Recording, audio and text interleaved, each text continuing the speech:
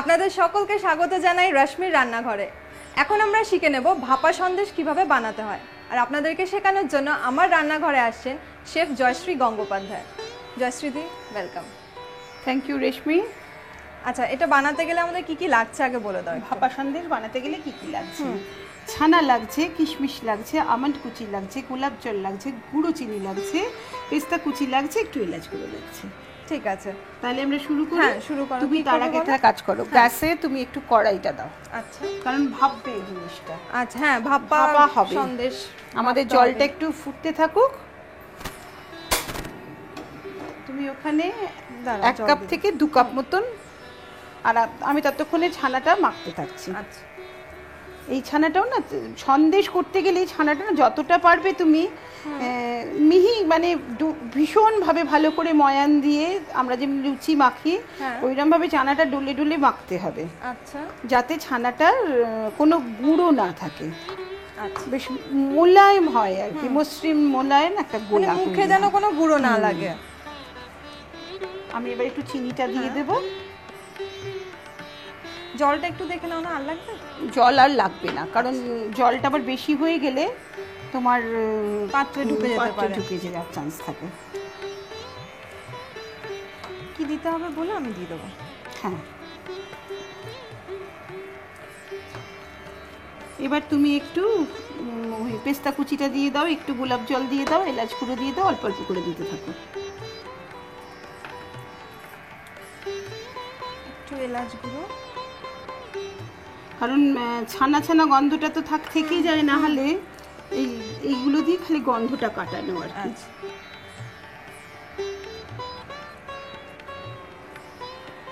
গুঁড়ো দিলে একটু মুখে কম লাগে। সন্দেশের মধ্যে তো বড় বড় গুলো ঠিক যাবে না, একটু কাটার সময় অসুবিধে হয়। কিশমিশ দিয়ে দাও একটু।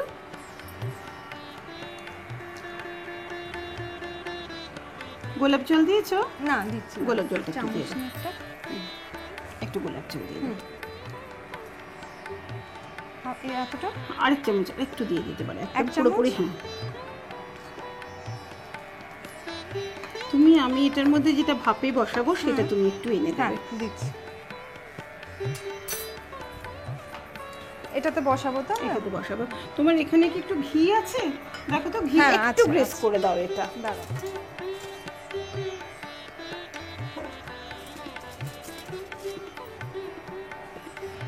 একটু গ্রেস করে নাও, যাতে মানে বেরোতে সুবিধে হয় আর কি। মাখিয়ে দাও চারদিকে। হ্যাঁ, ভেতরে ঘি দিয়ে দিলে বের করতে সুবিধা হবে আর কি। আর ঘিয়ের সাথে গন্ধটাও একটু সুন্দর যায়। হ্যাঁ, এলাচ গুঁড়ো, গোলাপ জল, ঘিয়ের গন্ধ। এটা আমাদের মোটামুটি মাখা তৈরি। এবার আমরা এটা ভাপে বসাবো। এবার এটার মধ্যে আমরা এই মিশ্রণটা ভালো করে বসিয়ে দেবো।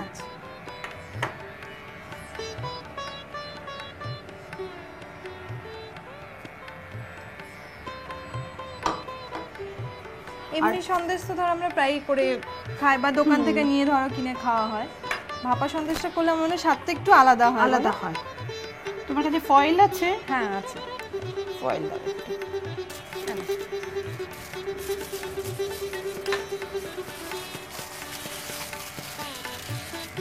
কিংবা কারোর যদি তোমার টিফিন বক্স থাকে, টিফিন বক্সে ওইটা সুন্দর বসিয়ে দিতে পারবে প্রেসারের মধ্যে। প্রেসারে দিলে একটা সিটি, কড়াইতে দিলে মিনিট থেকে 15 মিনিট থেকে 20 মিনিট লাগবে। তুমি আমাকে না এটা বসাতে গেলে না জল ঢুকে একটা কিছু দাও তো, আমি তলায় দিয়ে দিচ্ছি।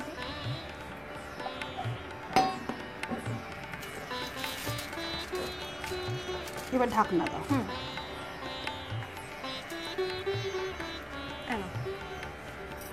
এটা আমরা অরিজিনালি ভাপে করলাম, বাড়িয়ে দিয়েছি, একটু বাড়িয়ে দেবো, একটুখানি ফুটে উঠলে কমে দেবো। এইটা তো আমার করতে মোটামুটি 15 থেকে 20 মিনিট লাগবে। আমাদের এটা নামানো হয়ে গেছে, মানে ভাপানো শেষ। আমরা একটু ঠান্ডা করে নিয়েছি, কারণ এটা না ঠান্ডা ছাড়া কিন্তু খাওয়া যাবে না, এবং তোলাও যাবে না আর কি। তা এইটা আমরা ফ্রিজে রেখে ঠান্ডা করে নেব। প্রথমে রুম টেম্পারেচারে আনবো, তারপরে ফ্রিজে রাখবো। ফ্রিজে রেখে এটা ঠান্ডা করে কিন্তু আমরা সার্ভ করবো। ঠিক আছে। মাঝে মাঝে উল্টোলে মানে খুলে যায়, আর না উল্টোলে ছুরি দিয়ে একটু কেটে কেটে নেবে আর কি। আচ্ছা, এখন কি ছুরি দেবো? এটা আমরা এইভাবেই সাজাতে পারি, তুমি পরে পিস করে দেবে। এখানে সুন্দর কিশমিশ দিয়ে দিলাম কিছু,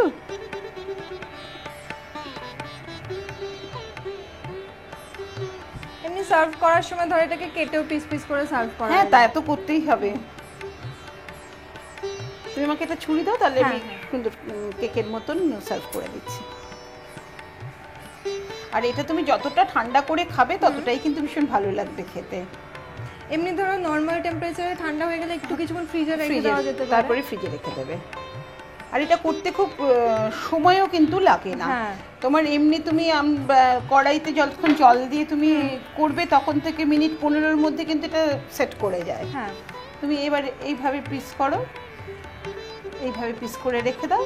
আস্ত রাখলে পরে যখন লোক আসবে তুমি তাদের এইভাবে পিস করে করে তুলে তুলে দেবে। বাহ,